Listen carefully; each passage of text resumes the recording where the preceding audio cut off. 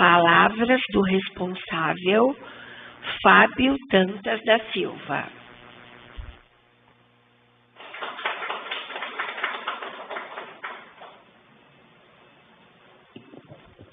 Boa tarde. Vocês estão bem? Com frio ou sem frio? Hoje, né, o tempo está judiando da gente, né? Mas que bom que vocês estão aqui, que vieram buscar, né, Meixo Sama. Né? A gente tem que buscar Meixo Sama, né? Buscar força. Né? E por falar em força, vocês prestaram atenção em qual ensinamento que é o de hoje? Força absoluta, né? E esse ensinamento eu gosto bastante, porque Meixo Sama ele fala muito ali da força do Jorei. Vocês acreditam no Jorei? Que bom. Não caiu a convicção no Jorei não, né? Que as purificações estão intensas, né? Mas a gente tem Jorei, precisa acreditar no Jorei, acreditar em Meixo Sama, na fé dele e como ele coloca no ensinamento, né? Não importa a quantidade de Ohikares que ele outorga para as pessoas. A força do Jorei nunca vai perder a eficácia. Então não esqueçam disso. Tenham cada vez mais convicção. Quanto mais Jorei, melhor. Não é? Vocês vão assistir o jogo aonde hoje? Na igreja? Então, não vou me alongar muito, porque eu também não quero judiar, principalmente por conta do frio. Mas vamos fazer um culto bem leve hoje, né? Uma cerimônia bem leve, porque a gente está falando de oração da construção pelo paraíso. E aí, como será que era o lar de Meixo Sama, né? Quem já leu Reminiscências aqui? Quem memorizou bem o Reminiscências aqui? Aí é difícil, né? Mas vamos falar um pouquinho sobre esse paraíso no lar, como era o paraíso de Meixo Sama, né? Não tem como a gente colocar em ensinamento todo esse sentimento. Então, eu vou ler aqui algumas coisas, né? Algumas reminiscências sobre Meixo Sama, e aí eu vou falar um pouquinho sobre isso aí também. Tá? Vamos lá. Relato 246. Em casa, Meixo Sama falava como um marido comum, por um servidor próximo. Certa vez havia florescido uma grande camélia atrás do Rekyunso.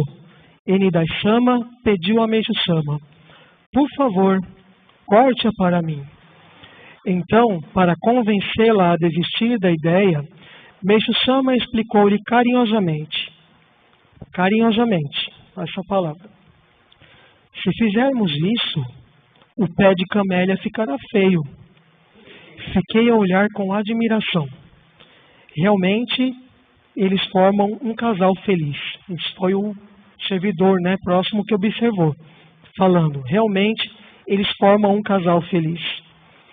Meixo Sama sempre se referia à maneira como devemos empregar as palavras. Devemos falar de maneira adequada à pessoa com quem falamos. Ao falarmos com homens, mulheres, autoridades políticas e pessoas comuns, devemos fazê-lo de forma apropriada a cada um. Então aqui, olha só, uma pessoa próxima prestou atenção nas palavras dóceis de Meixo Sama para com a esposa. Aqui entra o quê? O Kototama, né? O espírito da palavra. Já pensou se Meixo Sama falasse de uma outra forma? Não corta ali não, vai ficar feio. Né? Ele falou, não, se fizermos isso, o pé de camélia ficará feio. Né? Então a forma com que a gente dirige a palavra, né? A tonalidade da nossa voz, né?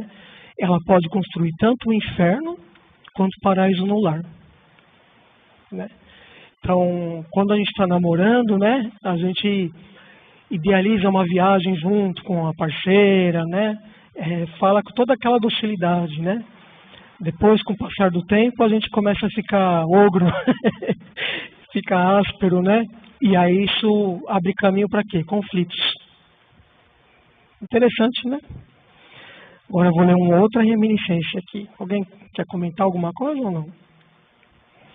Então vamos lá, relato 238. Meixo Sama não ocultou as dívidas nem mesmo ao se casar por um familiar. Quem aqui, a maioria aqui já casou, né? Ou namorou, está esperando. Hoje a Dineia não está aqui para captar currículo. Mas assim, vou ler e depois eu vou falar um pouquinho sobre isso. Meixo Sama não ocultou as dívidas nem mesmo ao se casar por um familiar. Soube que quando Yoshi Nidai Sama estava para se casar com Meixo Sama, este pedira que lhe disserem. Apesar de ter confirmado o casamento, contraiu umas dívidas por causa de certa pessoa. Portanto, vamos adiar este assunto por enquanto. Isso, né? Falando de Meixo Sama endividado, né? Entretanto, Yoshi Nidai Sama, né, esposa de Meixo Sama, disse: já que o casamento foi confirmado, mesmo que fisicamente ainda esteja na casa de meus parentes, já faço parte da família. E assim, felizmente, o matrimônio foi realizado. Normalmente, as pessoas escondem o fato de terem dívidas consideráveis e se casam. Meixo Sama, contudo, expôs a situação com toda a franqueza. Senti com isso que ele era uma pessoa realmente honesta e boa. Isso familiar de Meixo Sama, tá? De Nidai Sama, na verdade, falando. Yoshi aceitou casar-se com Meixo Sama e, na ocasião, disse: uma vez casada, faço parte desta família. Portanto, mesmo que tenha que morar em um cortiço em razão das dívidas, não me importa. Quanto ao dinheiro, podemos consegui-lo com nosso esforço. Meixo Sama era uma pessoa carinhosa com a esposa Yoshi e até para suas caminhadas diárias levava-a em companhia. Com todo o carinho que recebeu, ela foi realmente feliz. Essa reminiscência eu acho ela muito importante, principalmente nos dias de hoje, porque as pessoas elas se casam ou se relacionam ao bel prazer, né? Então é tudo lindo naquele momento da conquista, né? Mas a missão do casal ela vai se manifestar principalmente nos momentos de dificuldade, né? É aquele ditado que eu falei no último culto, né? Na alegria e na tristeza, na doença e na pobreza, né? Então, o casal ele começa a criar força quando eles estão juntos ali enfrentando a dificuldade, né? Porque seria muito fácil, assim, que é o que está acontecendo hoje, infelizmente. Ah, vou casar, se não der certo eu separo, né? Tá errado esse pensamento, né? O casal tem que estar, sabe, enquanto um está mais forte que o outro, né? Esse que está mais forte tem que estar ajudando o cônjuge que está com a dificuldade. E é isso que fazem os casamentos longínquos, né? Eu conheço uma pessoa que é recém-casada, né? E não tem esses problemas aí, que é a Midori, né? Mas a Midori, ela tem um casamento, né? A gente presta atenção em muitos detalhes, né? Igual estava o marido, né? E a Midori aqui, um cuidando do outro, da roupa, né? Vocês passaram muita dificuldade, Midori, ou não?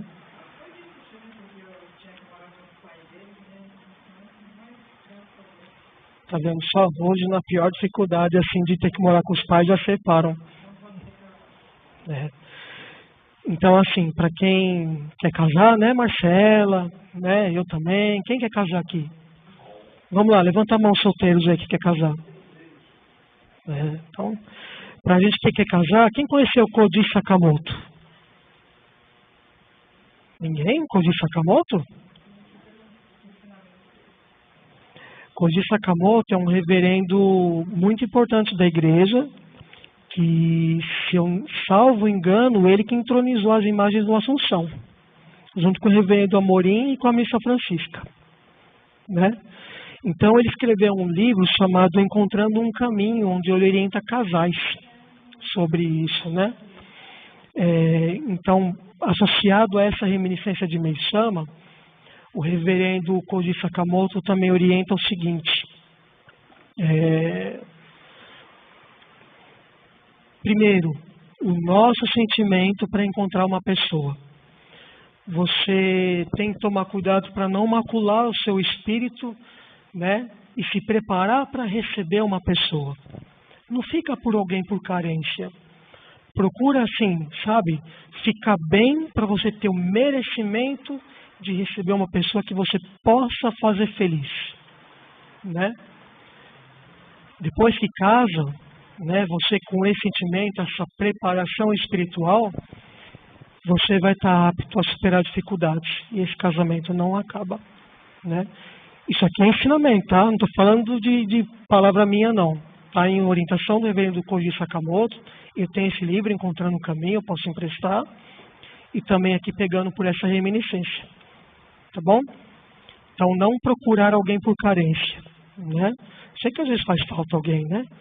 Mas, sabe, seja puro com o seu sentimento. Não queira ferir o sentimento de outra pessoa.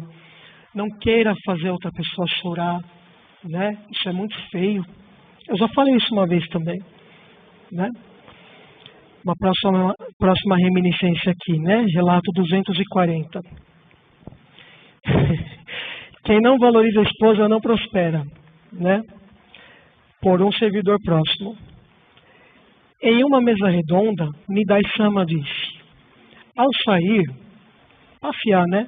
Meishu-sama sempre me levava com ele. E isso ocorria até quando caminhavam pelo jardim. Meishu-sama perguntava com frequência a opinião de Nidai-sama sobre os mais diversos assuntos. Por exemplo, o projeto do Museu de Arte de Hakone e o templo messiânico, a compra de objetos de arte, a construção de jardins e até as vivificações florais. Várias vezes presenteei Meishu-sama agindo conforme a opinião da esposa. Certa vez Meishu-sama disse: quem não valoriza a esposa não prospera. E ele próprio praticava isso. Então vem tudo de novo daquilo que eu comentei, né? Da época do namoro, aí você casa, né? E aquele encanto a gente tem que sempre ter desde a época do namoro, né? O namorado, né, se preocupa com a opinião da namorada e vice-versa, né? Quando casa é a mesma coisa. Eu admiro muito o Nidai-sama, né? Lógico, os dois, Meishu-sama e Nidai-sama. Meishu-sama porque naquela época ele não era machista, né? E era uma época, o Japão ainda é muito machista, né? Mas naquela época era muito pior, né? Então o Meishu-sama ele sempre andava com o Nidai-sama, né? Faziam passeios, opiniões da igreja. Meishu-sama ele formou Nidai-sama para ser a segunda líder espiritual. Então não tinha esse machismo, né? Olha o respeito que tinha por ela, né? Mesmo em tudo na vida, né? Não só em namoro, não, tá? Em opiniões para decisões gerais, né? A gente olha hoje em dia o empoderamento da mulher, né? Aqui no Zorei Center, quando eu preciso tomar uma decisão, ontem a gente está fazendo a reunião sobre a festa, né, Julina? Então, ouvi muito a Carol, ouvi muito a Marcela. Não tem mais essa diferença, vamos falar assim. Não tem que ter mais machismo, né? E principalmente em um casal, o homem e a mulher são o chefe ali do lar, né? O homem carrega esse peso espiritual, mas a mulher ela tem essa importância muito grande no olhar atento aos detalhes, o que é bonito, o que é feio, o que fazer. E está em parceria. O ministro Yoshio, vocês lembram dele? Ele falava assim: Fabinho, o jeito dele falar, né? Quem conhece vai lembrar. Fabinho, marido e mulher tem que dedicar junto. Não pode marido e mulher tá um mais elevado e outro mais baixo. Senão tem o quê? Conflito. Tem que andar junto. Sempre ter esse amor, esse respeito. Tá bom? Interessante isso. E aí um último relato, para a gente deixar leve, né? O nosso culto. Relato 255. Meishu-sama acompanhava o ritmo do Danúbio Azul, batendo com o hashi. Eu ia até trazer o hashi para bater aqui, eu esqueci. Alguém conhece Danúbio Azul, aquela valsa? Acho que é a valsa mais famosa que tem, né? Também por um servidor próximo.